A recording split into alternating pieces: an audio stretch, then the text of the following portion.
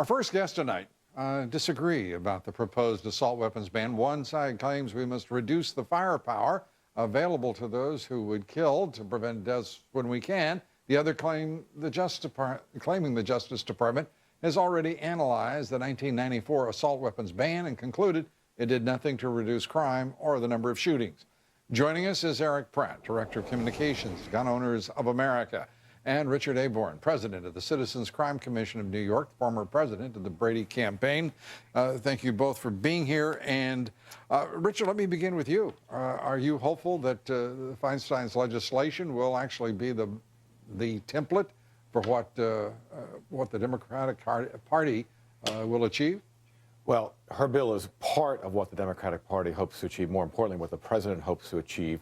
Gun control has always been a tough fight. I helped lead this fight in '94 when we passed the assault weapon ban the first time, and people told us it was impossible. We would never get it done, and sure enough, we did get it done.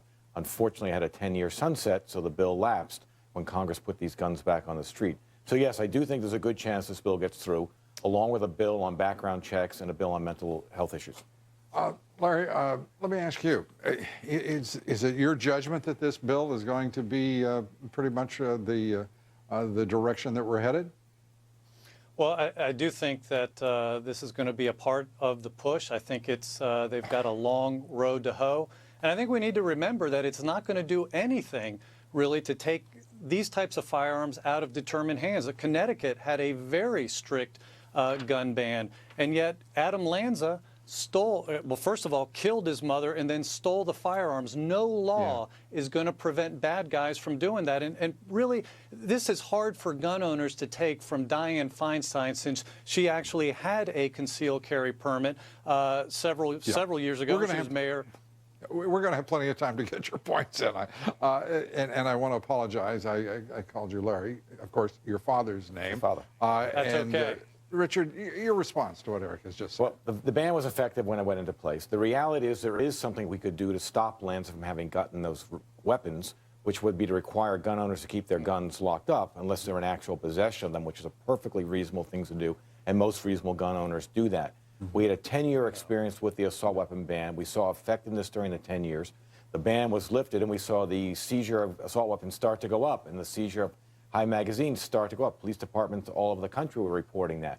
So we have the opportunity to reduce the firepower, as your intro said, and I think it's very important we do that. However, go ahead, what Richard is not telling us, and I'm sure he knows, we're actually safer today now that the gun ban sunset in 2004. You look at the FBI statistics, the murder rate has plummeted. It's gone through the floor. So we're actually safer today with these firearms being legal. I'm sorry, this just reaches ridiculous proportions in all due respect. You cannot look at the possibly statistics. Argue that assault weapons, the presence of assault weapons, have driven down crime. These are not assault weapons. I don't think that's what he asserted. He is asserting that since the assault weapon ban was lifted, we are safer.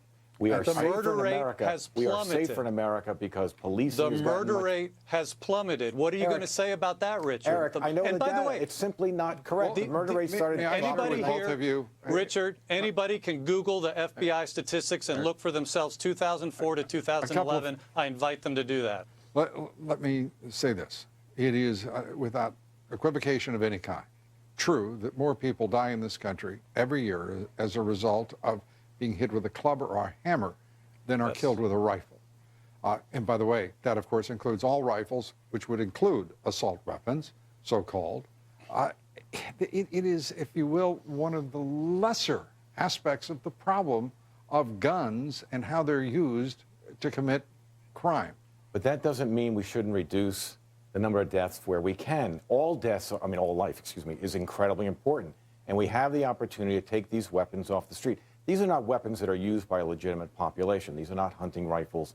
There is no legitimate purpose for these guns. But intellectually, Richard, and Eric, I want you to join this. I mean, obviously, the assault weapon typically has a high number of rounds in its magazine. High capacity magazine. It is a semi-automatic weapon.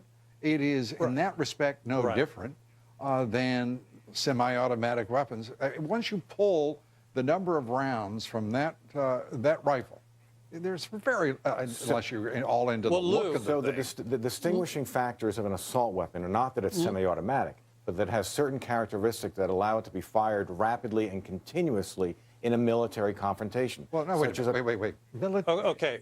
Go ahead, Eric.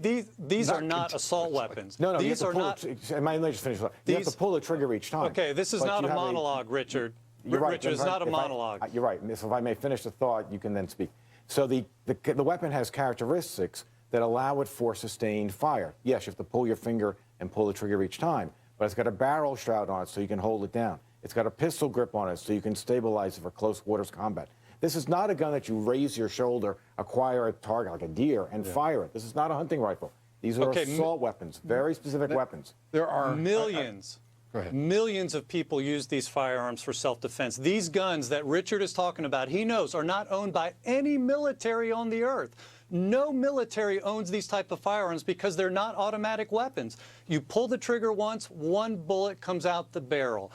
These are semi-automatic defensive weapons that millions of people own, and in fact, they're not even as powerful as your average shotgun or deer rifle. So the things that Richard are saying is, I mean, absolutely ludicrous. It's like the mayor of Philadelphia today calling these weapons of mass destruction. It is so over-the-top rhetoric when these are firearms that millions of law-abiding people are using for self-defense, men and women alike. Well, tell that to all the children that have died in the school massacres. Tell that to the cops that are disproportionately the victims of these weapons. Tell that to the people who did not have to die. There's a reason why law enforcement is so solidly behind this. It's because they know these are crime guns. When I was a prosecutor, I saw that these were crime guns. Well, let's be very clear. In many cases, the reason that police chiefs are behind it is because they are appointed by mayors who are elected, who are telling them precisely what to do.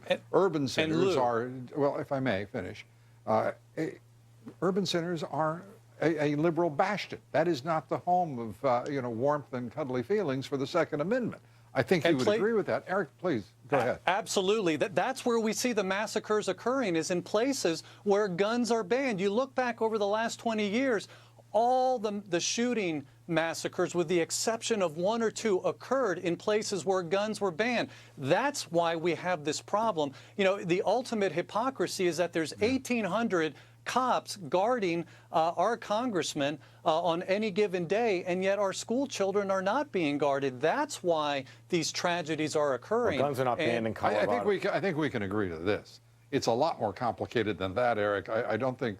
Well, I would say to both sides in this: don't oversimplify, and let's maintain at least some intellectual rigor in this debate. Amongst those issues, we haven't even discussed here tonight. Mental health and the treatment of mentally ill people.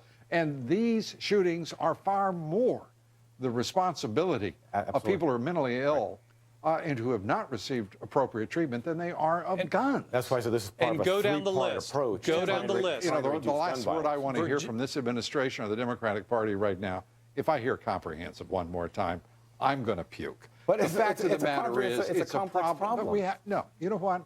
This country needs to understand that it's time to take an honest, open, clear-eyed look at the problem and deal with it intelligently and responsibly.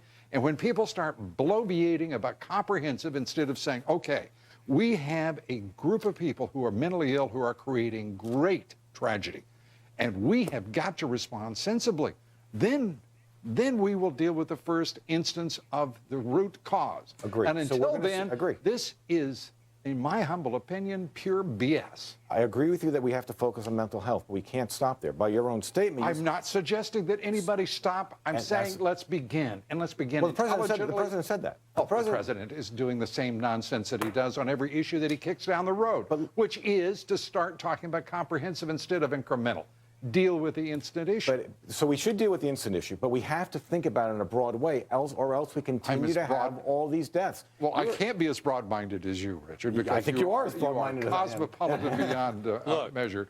Eric, as are you, and I want to say, unfortunately, we're constrained by time, or we could be even broader. We will come back, if we may, and continue the conversation, at which time we will meet that standard of broader. Eric Pratt, thank you for being here, and my apologies to you for using your father's name, but not in vain. That's okay. Richard Aborn, thanks for being here. Always a pleasure.